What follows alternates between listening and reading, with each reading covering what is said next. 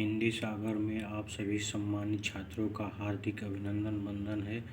आज कुछ महत्वपूर्ण बिंदुओं पर हम लोग चर्चा करेंगे, जैसे आकृति या रूप के आधार पर हिंदी जो होती है वियोगात्मक या विश्लिष्ट या श्लिष्ट भाषा है, जबकि संस्कृत संयोगात्मक एवं वियोगात्मक, अंग्रेजी वियोगात्मक भाषा है।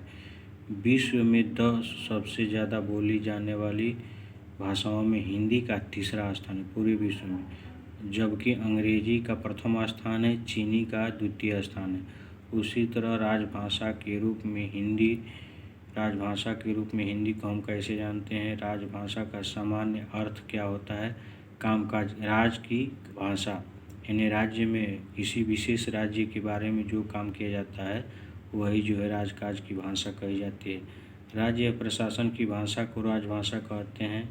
राजभाषा के माध्यम से ही समस्त प्रशासनिक कार्य संपन्न होते हैं। राजभाषा जनता या सरकार के मध्य सेतु का कार्य करती है।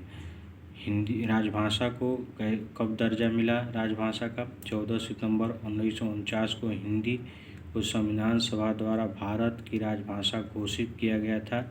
इसीलिए 14 सितंबर को प्रत्येक वर्ष हिंदी दिवस के रूप में मनाया जाता है। 26 जनवरी 1950 को हिंदी को भारत की राजभाषा के रूप में संवैधानिक मान्यता प्रदान किया गया था। हिंदी भाषा को देवनागरी लिपि में लिखा जाता है। देवनागरी लिपि को नागरी लिपि भी कहा जाता है। नागरी लिपि को दक्षिण भारत में नंदी नागरी कहा जाता है।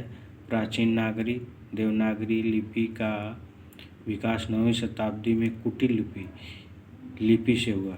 देवनागरी ब्राह्मी लिपि की परिष्कृत रूप है, अर्थात देवनागरी लिपि का विकास ब्राह्मी लिपि से माना जाता है। जिस प्रकार ब्राह्मी लिपि बाएं से दाएं लिखी जाती है, वैसे ही देवनागरी लिपि भी बाएं से दाएं लिखी जाती है। ऐसे ही समस्त वीडियो को पढ़ने के लिए मेरे चैनल को लाइक कीजिए, सब्सक्राइब कीजिए। दिल से धन्यवाद।